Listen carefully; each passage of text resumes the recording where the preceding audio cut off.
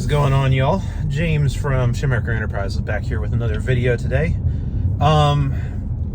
This one is going to be a little rambling, just kind of a fair warning on that front. This is the kind of, I don't even know what to call this in the moment. Maybe I'll think of something between now and when I'm recording this and when I actually post it. But this is essentially kind of mental game 101 / talking about some of the process changes that I've gone through mentally in probably the last 18 months, if I'm being honest. But I think it's really been a substantial change since last summer, more specifically. So, and I know this is kind of the specific ways that some of these things get manifest is going to be different for me than for other people, just because not everybody's brains work the same. And you know, I can't think of a better way to say this, but like my performance standards being a 230 plus on house shot at a 230 plus average it's going to be different from someone who's been in the game for 6 months and is still, you know, learning some of the basics essentially. So there is some kind of differing context, and how that means that how some of these things I'm going to say are manifest is going to be different from bowler to bowler. But I do still think that the overall concepts still apply for a lot of people. And I mean, even talking with some teammates of mine, that, you know, there is a little bit of that skill gap. At least from where I'm sitting, it seems like it's helping them too. So we'll just go with that and see what the heck happens. So essentially, to explain a little bit of kind of where I was coming from before this transformational journey really happened, I'm a very perfectionistic type of person.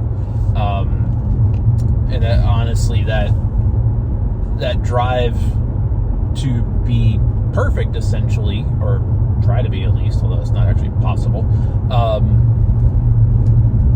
essentially manifests itself as completely ripping apart everything that I do when I'm bowling. And essentially, even when I bowl well over the course of a block, I end up miserable half the time.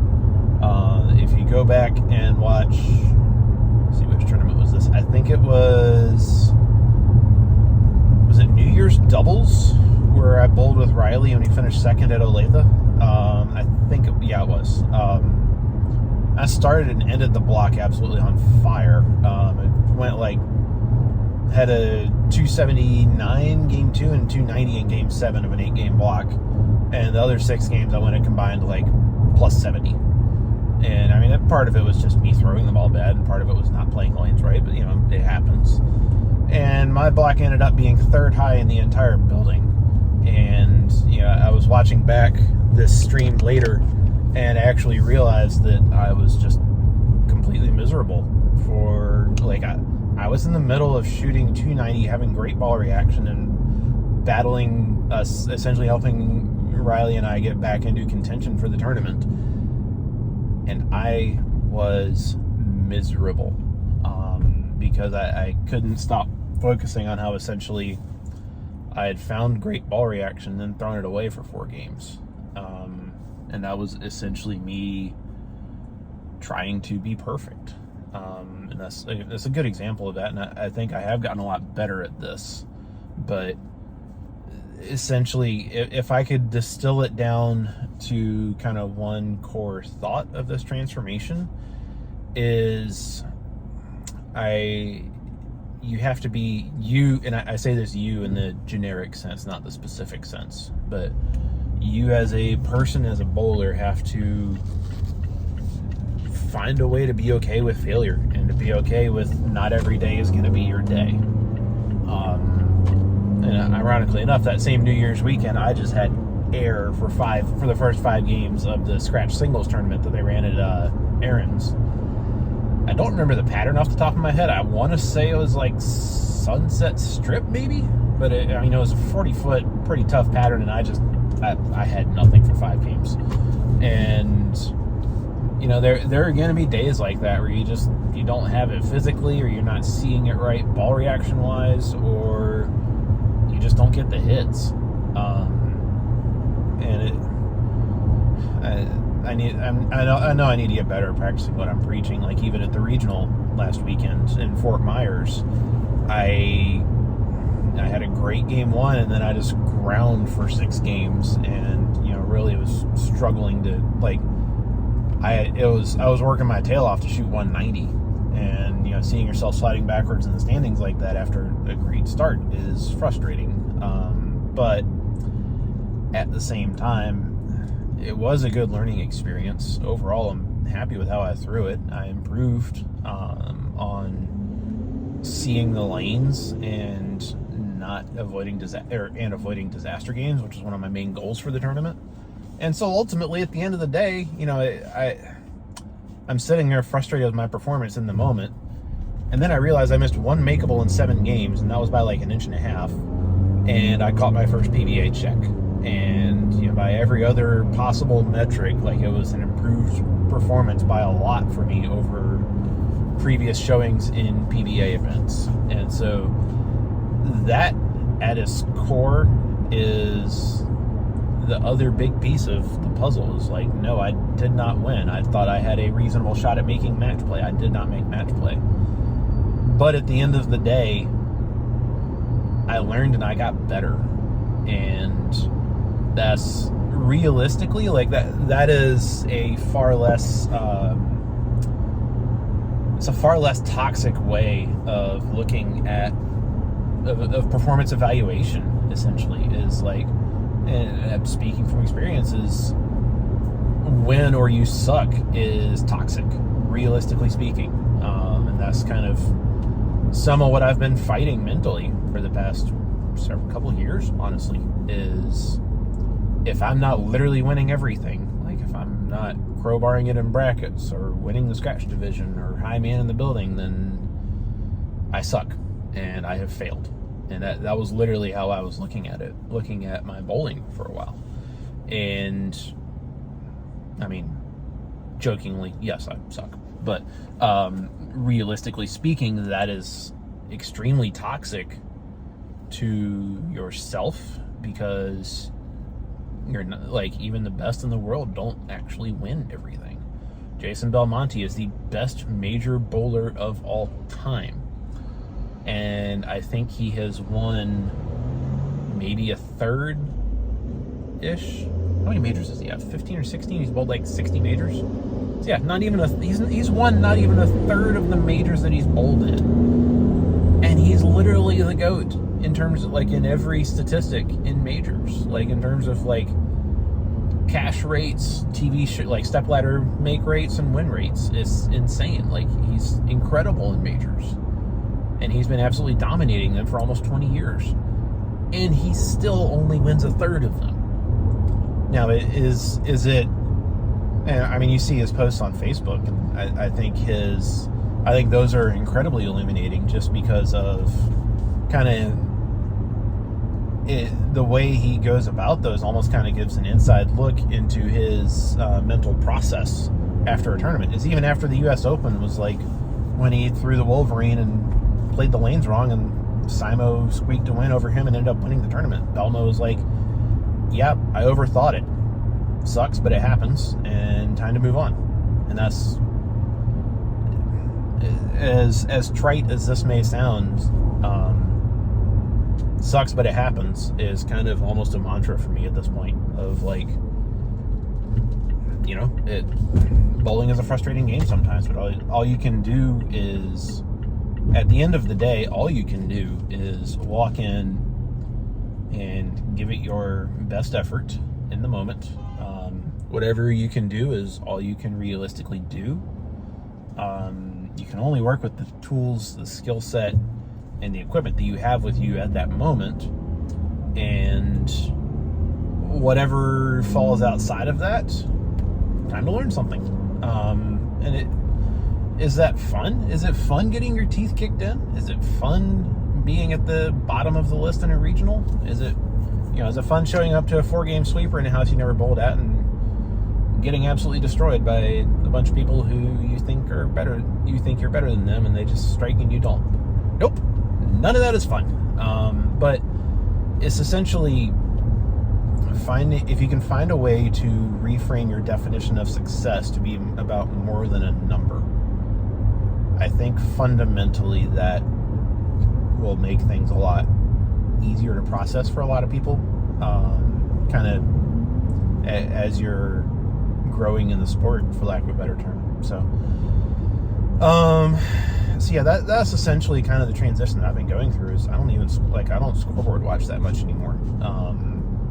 Honestly, after game one, I knew I was like at the regional. I knew I was high man in the building game one because I got the high game jackpot.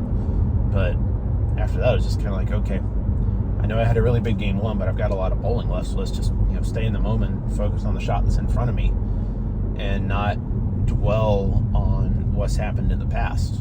Because realistically, that's a part of walking in and giving it your best every single shot. Is you can only control what you can actually control, and the only thing you can actually control is what you're doing in that moment.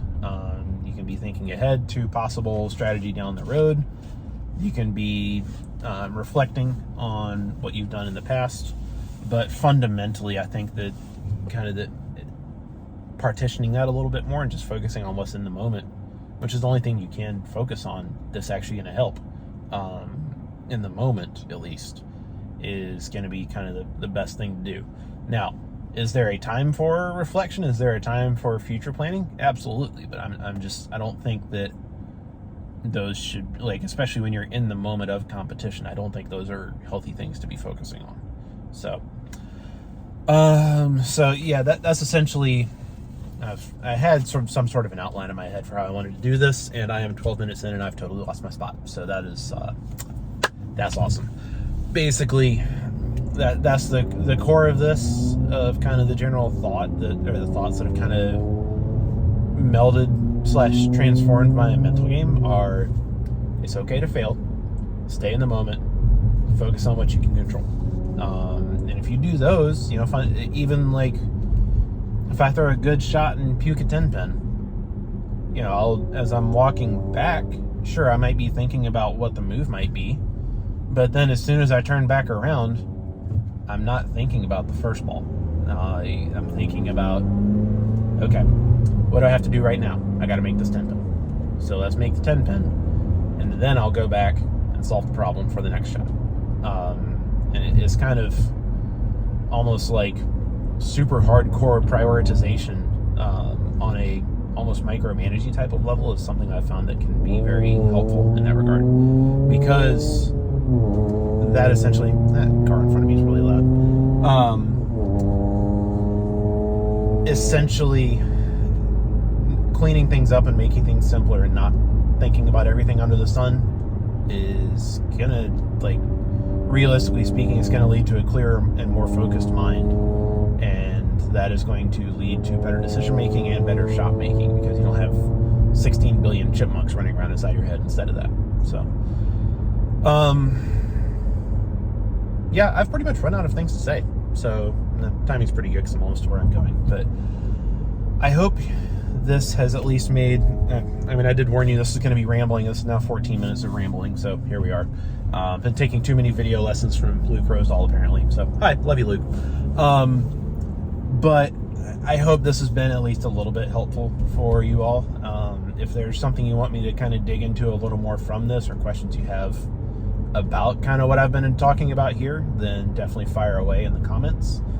And I do hope you all have enjoyed this a little bit, and that it is at least moderately helpful for you guys. So this video will be going live on March 11th.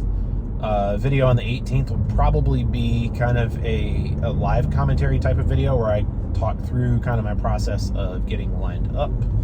And then other stuff that I have in the pipe, I want to do an Obsession Tour deep dive video. I know I've touched on this already, but explaining a little more of what I see from that ball and why I like it so much. I'm also actually headed over to the Kegel Training Center to practice later this week. Get in a afternoon of practice on Middle Road, I think was the pattern I asked for. So I'm going to do kind of a practice diary / vlog type of thing. I haven't exactly decided how the format is going to work, but essentially kind of documenting what I actually do, or like my objectives and kind of how I'm approaching a more intentional and focused practice session like this. So that should be pretty fun as well. That'll be coming out in the next few weeks. And then the Friday of Easter weekend, I will probably not have a video up because I'm actually going to be in Kansas City for a tournament doubleheader. And that will be, I'll be live streaming both of those days on my channel instead of a normal Friday video release. So that is what I've got coming up for the next, 5-6 weeks, something along those lines. So, anywho, for now though, I'm going to sign off. So definitely let me know in the comments if you have any questions. And until next time, good luck and good bowling. Peace.